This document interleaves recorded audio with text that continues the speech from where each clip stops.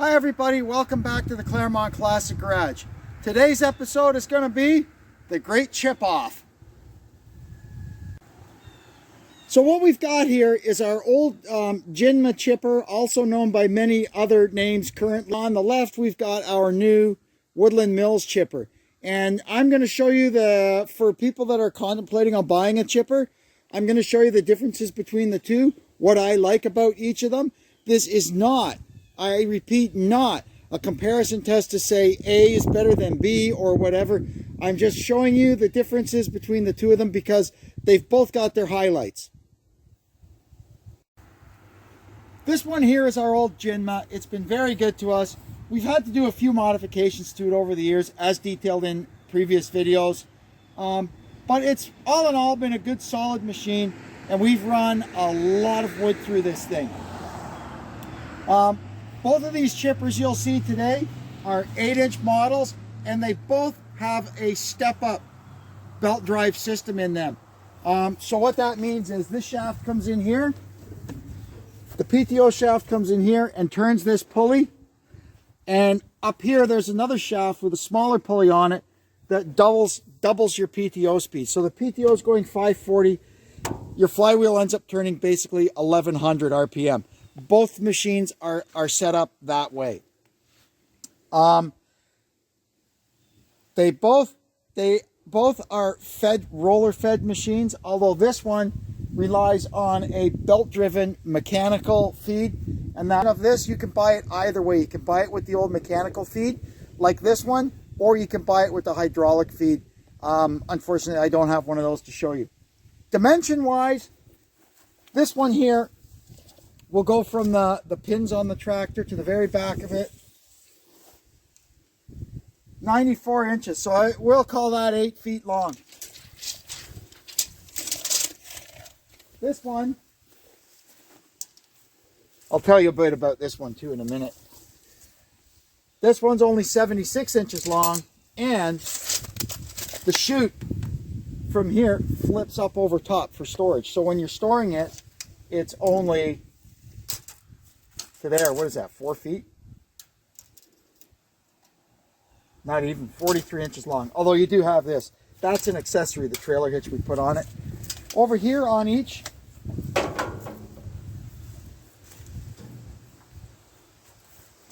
you can see the feed controls. This one is very simple. On and off. Or when it's on, if you hit the panic bar, off. The hydraulic feed on this one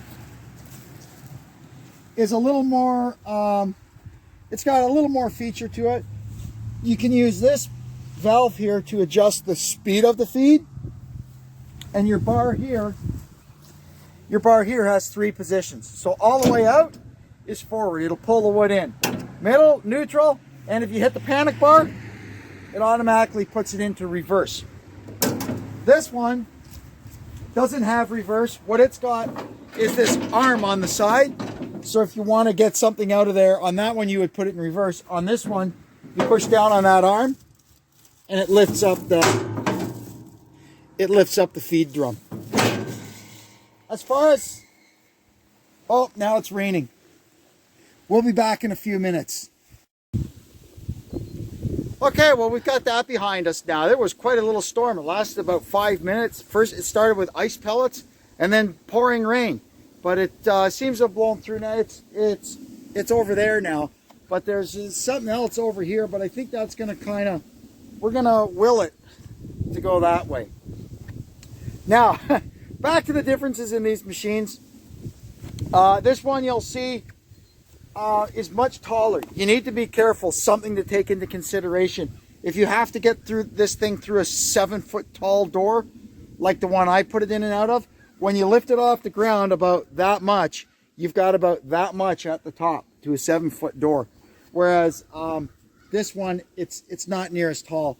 That one, don't mind the wheels on that. That's just because I've been using it on little Fords and Fergusons, and they don't have live hydraulics, so it's easier to roll it around than try and lift it up. Weight wise, this one here is stated by Jinma that it's 850 pounds. The newer hydraulic drive one will be more than that. It'll be probably just over 900. This one is probably similar to that with the hubs and the wheels on it. And this one here is 1,050. The other difference is this one has a much longer stand. That's, I think, where the extra weight is. Where this one's just got this little tiny box it sits on. And when it's not attached to the tractor, you need to put this downrigger down to keep it from tipping over backwards. This one's much more stable, especially with the chute flipped up. Serviceability, they're both relatively easy to service. On the Jinma, you take off this cover to get at the belts and the shafts and everything for greasing and maintenance. The nuts for your blades are behind this plate, and you just flock up the feed roller to get at the screws to the other end at the other side of the blade to get the blades out. If you wish, it's easy enough to undo these 4 bolts and take this thing off, or I suck it up and crawl in there. It is what it is. On this one, for servicing, you take out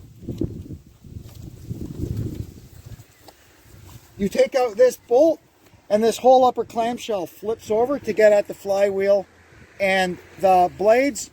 And to get at the belts and pulleys and stuff in the front, you pull out this pin, and this whole front cover pivots down. I will link in the description box below to some in-depth videos about these two machines. I've got a great video about servicing the Jinma, and there's another video about when we unpackage this and put it together, so you can see all the stuff opening and closing. There's no sense rehashing it all again here. Both of them, the chutes are 360 degrees adjustable with an adjustable deflector on the top. That's the same on both of them. So we're going to get them now on either side of the tree, and I'll show you how they both work. Like I said, my original plan was to get my other Kubota out because it's got the same 30 horsepower engine. It's exactly the same machine, but it's not really, like I said, a which chipper is better video. I just wanted to show you them both working. The differences in the machines are, this one is a diesel. It's 30 horsepower at the flywheel, 23 at the PTO. That one is a 1952 Ferguson TEA 2085.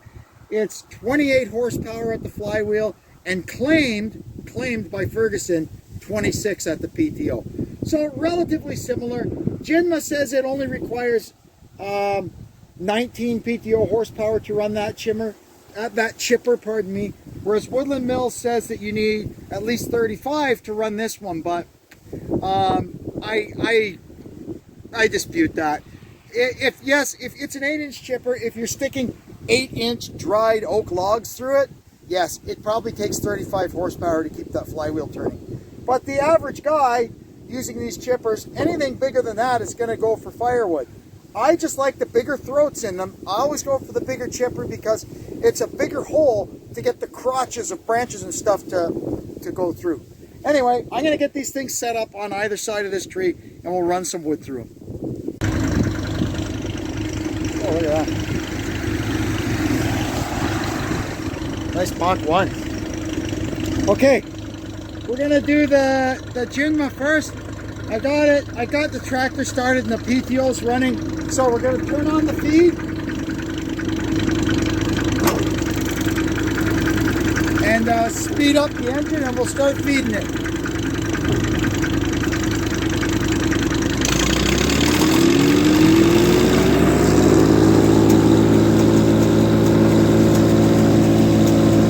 We'll put some little crap in first and then feed it some good stuff.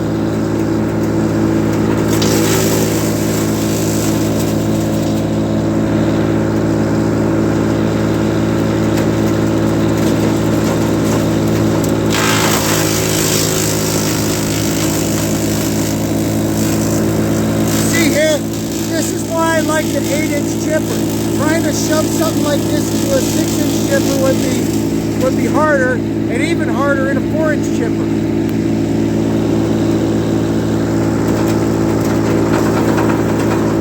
Sometimes you gotta help.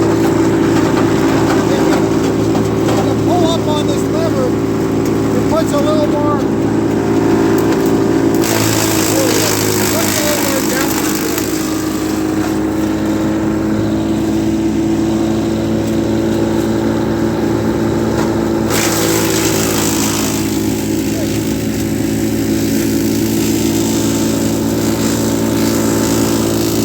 There goes just a little bit.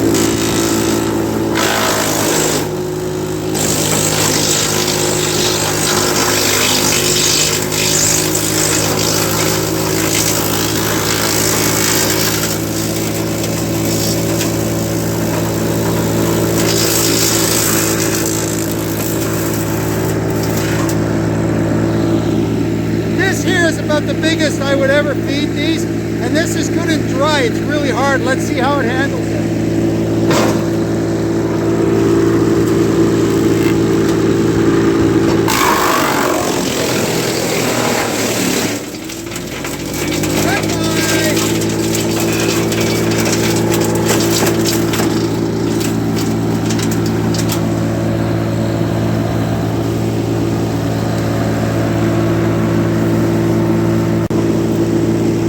That's our demonstration of the Jinma. Now we'll shut off the feed.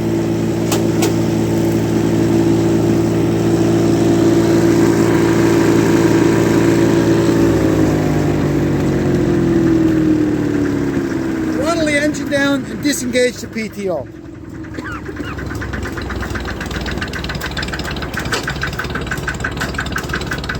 And that's that. This is a good old tractor.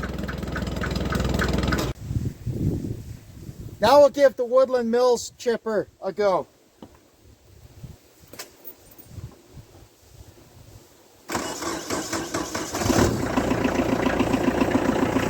Okay, we'll make sure the feed is in neutral.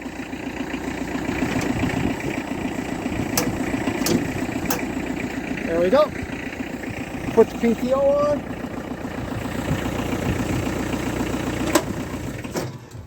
Whoops.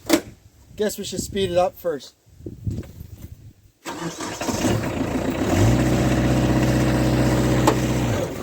There we go. Just gonna let the tractor warm up for a second. All right, here we go.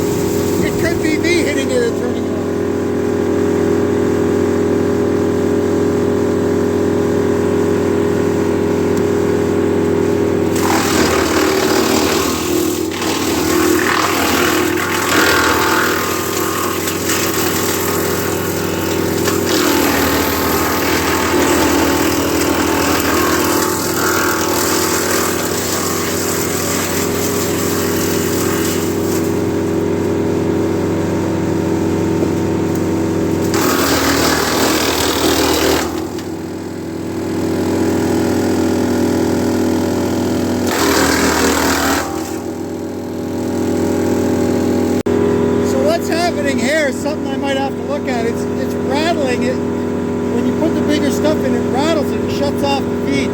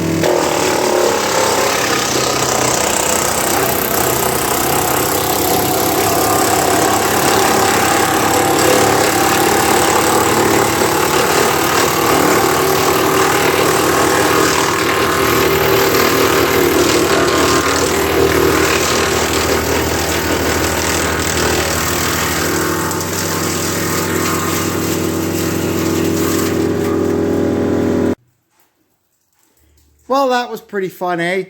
We ran some wood through both of these chippers. Like I said, I wasn't here to say this chipper is better than that chipper. There's stuff I like about both of them.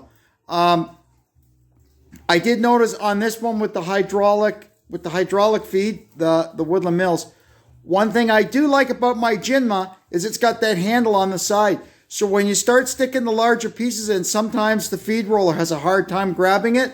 On the Jinma, you can grab that lever and lift the feed roller up to get that thing started in. I think that's a modification I'll do on this. I was looking at it. There's a place where I can put a great big arm so I can lift that feed roller up when I want to. But I do like the hydraulic feed.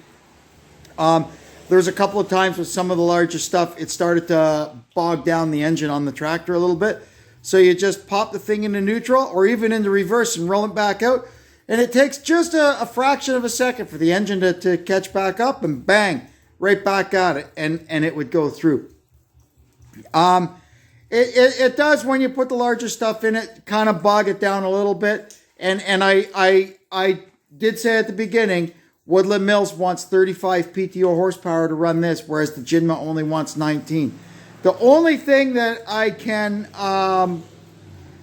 surmise from that, because they have the exact same drive system, 540 to 1100. The Jinma, if memory serves, does have a much heavier flywheel in it than this one. So the Jinma is storing more energy in the flywheel, and that may be why it can handle some of the bigger stuff. But that's no worries. If down the road I find that's an issue, there's all kinds of old tractors around that with plenty of power to run this thing. The top three on my list would be a Massey Ferguson 135 diesel, a Fordson Super Dexta. Oh, I love Super Dextas. Or a Ford 3000. Any of those tractors, they're not much bigger than this. They're about the size of an 8N, maybe a tiny bit bigger. But they've got all the horsepower in the world to run this thing. But I don't think it'll be a problem. That wood also was very hard. It's dry. It's been sitting out there all summer. And dry wood is a lot harder to chip than wet wood. So I guess that's where we're at now. We've got our new chipper all sorted out. It passed its test with flying colors. The old chipper now is back in the barn. I just got to clean it up, get it mounted to a skid so I can take it up to the auction house. And that one can find a new home where it will serve for many, many more years. Anyway, I want to thank you for tuning in. And until we meet again, this is Kevin checking out from the Claremont Classic Garage. So long for now.